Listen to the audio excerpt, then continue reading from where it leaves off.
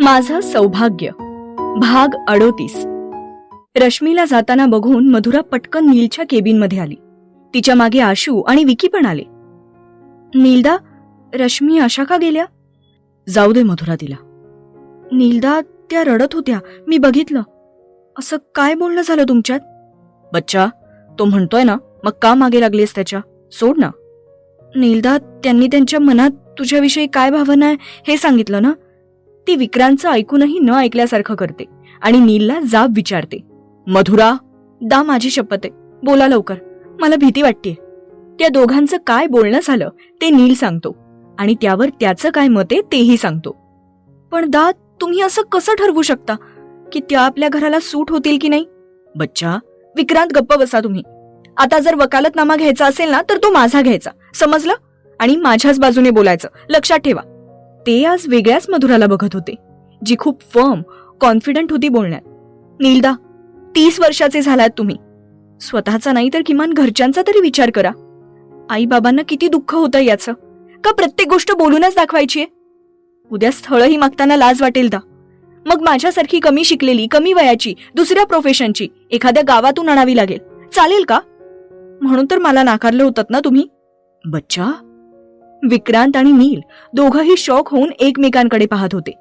Shock नका हो, मला सगळं माहितीये। डॉक्टरच, मॅच्युअर्ड हवी होती, तर आता रश्मीमध्ये काय वाईट आहे?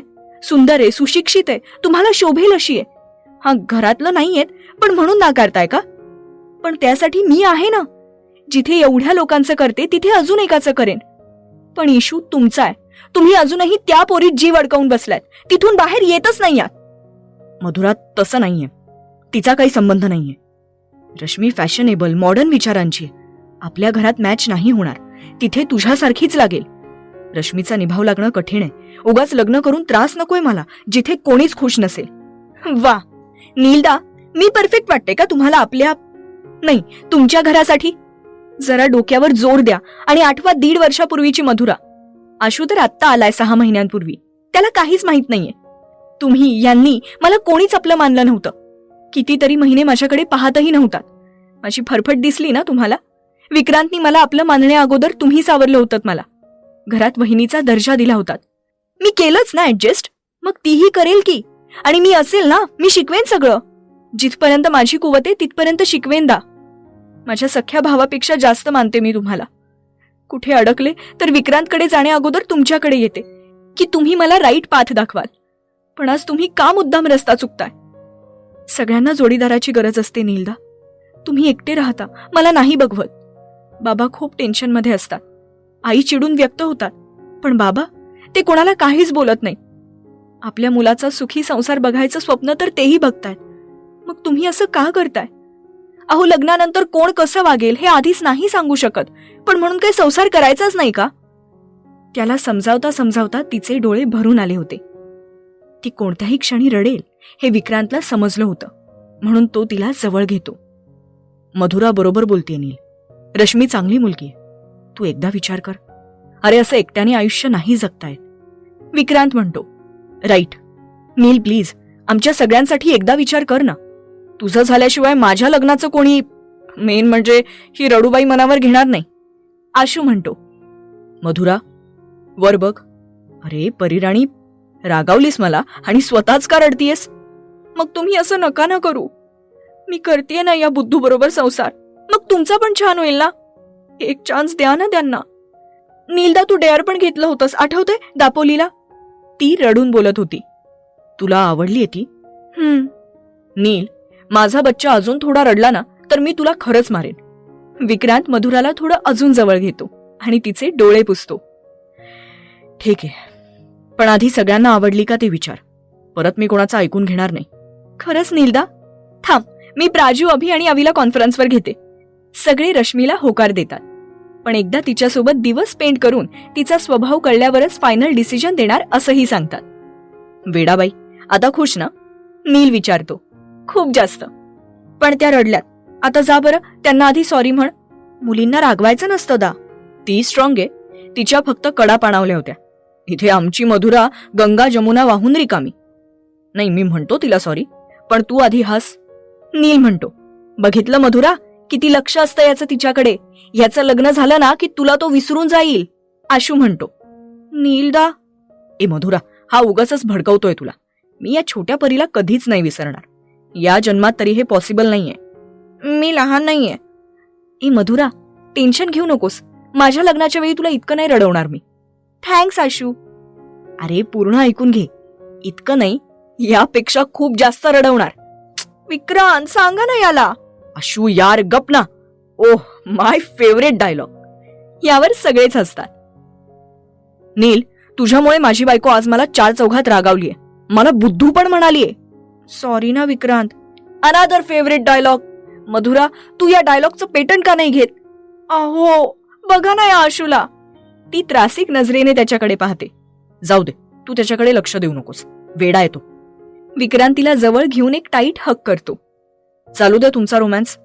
मी तिला सॉरी म्हणून येतो. नील म्हणतो. बच्चा, फिरायला जायचं तुझ्या फेवरेट मंदिरात? हो चालेल. ओय ओय लैला मजनू, एकटे एकटे? मला अजून जोडीदार नाहीये. मी पण येणार. कशाला? कबाब में हड्डी. मी नाही नेणार तुला. विक्रांत, सांगा ना. ते काय ते तुम्ही दोघं ठरवा आणि मला सांगा. तोवर मी इथे आरामात बसतो. विक्रांत चेअरवर बसून त्यांचं भांडण एन्जॉय करत होता. तू एकटी नाही जाऊ शकत. मी आता अभि, अविला आणि प्राजूलाही कॉल करतो आणि त्यांनाही यायला सांगतो. जा पण. नेहमी काही येतोयस रे मध्ये? फॉरेनला होतास तेव्हा नाही भेटलं का कोणी जोडीला? नाही, त्या तिथेच राहिल्या ना. ठीक आहे, पण मला नाही त्रास द्यायचा. मगच नाही. ते आत्ता कसं ठरवणार मी? चल आवर मग. पण मग मला पाणीपुरी खायला घालायची. कॉम्पिटिशन लावू आपण. हा, आणि बिल विकीला देऊ. डन. चालेल ना विकी? ती फुल स्विंग मध्ये विक्रांतला विकी म्हणते. नंतर मात्र हळूच जीभ चावते. हो बच्चा, चालेल. विकी पण चालेल. फक्त रडू नकोस. आजचा कोटा संपलाय रडण्याचा. विक्रांत, चिडू नकोस लगेच. चला थोडं पुणे दर्शन करू. रश्मी कॉन्फरन्स हॉलमध्ये रडत असते. मधुराची सारखी समजूत काढायला लागायची. त्यामुळे या गोष्टीची सवय असल्याने मुलींना कसं सांभाळायचं हे नीलला चांगलंच जमत होतं आता. रश्मी. बोला डॉक्टर. ती तिचे डोळे पुसून म्हणते. आय एम एक्स्ट्रीमली सॉरी जे काही झालं त्यासाठी. माझं इंटेन्शन तुम्हाला दुखवायचं नव्हतं. हकलून द्यायचं होतं फक्त. नाही, तसंही नव्हतं. पण तुम्ही लगेच असं प्रपोज कराल हे नव्हतं वाटलं मला. थोडा वेळ द्या मला. आधी आपण मित्र बनून बघू. असं वाटलं की एकमेकांना समजू शकतो तर मग पुढे जाऊ. नाहीतर तिथेच थांबू. प्लीज रश्मी. ठीक आहे. चला डॉक्टर रश्मी, तुमच्या राऊंडची वेळ झालीय. कामचुकारपणा नाही आवडत मला. पर्सनल आणि प्रोफेशनल लाईफ वेगळी ठेवायला शिका. शुअर. थँक्स. नीलही रश्मीला सॉरी म्हणून थोडा वेळ मागतो. रश्मी तिच्या ड्युटीला निघून जाते आणि ही गँग पुणे दर्शनासाठी. आधी शनिवार वाडा, मग दगडूशेठ गणपती, तुळशीबागेत थोडीशी शॉपिंग, ज्यात सगळी मुलं वैतागून गेली होती. पण प्राजू आणि मधुराची शॉपिंग संपतच नव्हती. आशूने तिला जबरदस्ती पकडून आणलं. सारसबागेत येऊन तळ्यातल्या गणपतीचं दर्शन घेतलं. तिकडच्या लॉनवर लहान मुलांसारखे सगळे खेळत होते. बाहेर येऊन मस्त चाट खाल्लं. पावभाजी, पाणीपुरी, भेळपुरी, रगडा पॅटीस, तिकडची मस्तानी. प्राजू, मधुरा आणि आशूमध्ये पाणीपुरीची रेस लागली होती. ऑलरेडी खाऊन फुल असल्यामुळे मधुरा हरली. नंतर प्राजू हरली. आशू मात्र जिंकला. आधी ठरल्याप्रमाणे सगळं बिल विक्रांतने दिलं. संध्याकाळी झेडब्रिजवर, पुण्यातल्या रस्त्यांवर ते उगाचच फिरले. सगळे चालत थोडे पुढे जातात. विकी आणि मधू मागे हळूहळू चालतात. तो मधुराला स्माइलीजवाले येल्लो बलून्स घेऊन देतो. बच्चा, एक बोलायचं होतं. बोला ना. तू परत असं कधीही स्वतःला कमी लेखू नकोस. आपल्या लग्नाच्या वेळची सिच्युएशन वेगळी होती. अहो माहितीये मला. मी जस्ट बोलण्याच्या ओघात बोलून गेले. पण निशाणा बरोबर लागला ना? हां, पण मला नाही आवडलं. प्लीज परत हा विषय नकोय मला. सॉरी. ती रोडवरच्या मुलाकडून रोझेस विकत घेते आणि त्याला देते आणि मग कान पकडून सॉरीही म्हणते. तोही तिला लास्ट चान्स देऊन माफ करतो. पूर्ण रस्त्यात तो तिचा हात पकडून चालत होता. फिरून थकून भागून संध्याकाळी ते घरी आले. एवढं खाल्ल्यामुळे कोणालाच भूक नव्हती. प्राजू, अवी आणि अभिला पण आग्रह करून घरी ठेवून घेतलं होतं त्यांनी. रश्मीची पारख करण्यासाठी तिला कुठे घेऊन जायचं याच्यावर चर्चासत्र भरवलं होतं. अलिबाग, अवी म्हटला. नको. ए गणपतीपुळे? प्राजूनी सुचवलं. लांब आहे. मग मधुराच्या माहेरी जाऊ. चुप आशू. आपण ना कोलाडला जाऊ. पावसाचा सीझन आहे. आधी तामिणी घाट एन्जॉय करू, नंतर तिथे जाऊ. रिसॉर्ट आहे, तिथे 5ला चेक इन करू. रात्री बॉनफायर करू, एकत्र बसू, मस्त गप्पा मारू. पहाटे रिव्हर राफ्टिंगला जाऊ, थोडे ऍडव्हेंचर गेम्स करू आणि संध्याकाळी 5-6ला निघू. काय म्हणता? जीजू, चरण कुठे आहेत आपले? कुठे होता तितका वेळ तुम्ही? प्राजू विक्रांतला म्हणते. इथेच होतो बालिके, फक्त तुझं लक्ष नव्हतं. सगळे हसायला लागतात. पण रश्मीला कसं आणायचं? अवी म्हणतो. ते मी करते, नाहीतर नीलदा करतील. त्याच्यावर आधीच एक डेअर पेंडिंग आहे. काय नीलदा? बरं, सगळ्यांना कॉफी? येस. सगळे एकसाथ ओरडतात. मधुरा सगळ्यांसाठी कॉफी बनवायला आत येते. विक्रांतही तिच्या मागे येतो. न काही बोलता फक्त तिला न्याहाळत बसतो. मूर्ती लहान पण कीर्ती महान असंच होतं तिचं. पण आज त्याला ओरडून छोटा पॅकेट बडा धमाका केला होता. थोड्या वेळासाठी तोही घाबरलाच होता तिला. ज्या प्रकारे तिने एक बोट पुढे करून त्याला एका वाक्यात गार केलं होतं. तिचं अचानकपणे लक्ष गेलं तर तो तिच्याकडेच पाहत होता. तिने नजरेनेच काय म्हणून विचारलं तर त्यानेही डोळ्यांनी काही नाही म्हणून सांगितलं.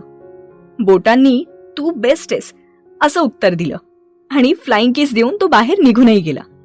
त्याच्या अशा वागण्याने ती नेहमीच नव्याने त्याच्या प्रेमात पडत होती. रात्री उशिरापर्यंत सगळे गप्पा मारत होते. नंतर एक एक जण पेंगायला लागला होता. प्राजू आणि मधुरा एका रूममध्ये, नील आणि आशू एका रूममध्ये आणि विक्की, अभि आणि अवी एकत्र झोपले होते. आईंना यायला अजून 1 दिवस होता म्हणून सगळा मस्त मौला कार्यक्रम होता. म्हणजे तसं सगळं जागच्या जागी, पण थोडी शिस्त मोडली होती. दुसऱ्या दिवशी सगळे आरामात उठले. मधुरा थोडी लवकर उठून आवरू लागली. ब्रेकफास्ट झाल्यावर आज दुपारचं जेवण आशूच्या घरी होतं. तो नील आणि अभि मिळून बनवणार होते. बाकी या सगळ्यांचा फुल टाइमपास चालू होता. आशूने अरोमा फ्लेवर स्मोक बिर्याणी केली होती. अभिने तंदुरी, नील त्यांना हेल्प करत होता. मस्त जेवणावर ताव मारून सगळे आपापल्या कामाला घरी निघून गेले. राहिले होते ते फक्त मधुरा आणि विक्रांत. हॉलमध्ये मधुरा विक्रांतच्या मांडीवर डोकं ठेवून टीव्ही पाहत होती. तो तिच्या केसातून हात फिरवत होता. अचानक कोणीतरी लॉक उघडून आत आलं. त्यांना बघून मधुराने मोठा आवंढा गिळला. ती सोफ्यावरून खाली पडली. आई आणि बाबा समोर होते. पटकन कसेबसे केस बांधून ती त्यांच्या पाया पडली. हातातल्या बॅगा घेतल्या. अजून काही ऐकण्याआधी पटकन किचनमध्ये जाऊन पाणी घेऊन आली आणि चहाही टाकला. तिची उडालेली तारांबळ बघून विक्रांतला हसू आवरत नव्हतं. कालच्या वाघिणीचं पूर्ण शेळीमध्ये रूपांतर झालं होतं आता. रात्री जेवतानाही ती गप्पच होती. आशू आणि नील विचारत होते, पण विक्रांतकडेही उत्तर नव्हतं. आणि खरं सांगितलं असतं तर हिने त्याला अजून बाहेर झोपवलं असतं, म्हणून तो गप्पच बसला. रश्मीला जाण्यासाठी तिने कन्व्हिन्स केलं, पण ती म्हणाली की मी प्रणोतीला पण आणेन. त्यामुळे मधुराचा नाईलाज झाला. ती तिला हो म्हणाली. विक्रांत आणि नीलने आईचीही परवानगी काढली. ती त्यांच्यासाठी नव्हतीच, मधुरासाठी होती, ज्याच्यात त्यांना खूप इन्स्ट्रक्शन्स मिळत असायचे तिची काळजी घेण्याचे. थोडे आढेवेढे घेतले आईने, पण नंतर दिली परवानगी.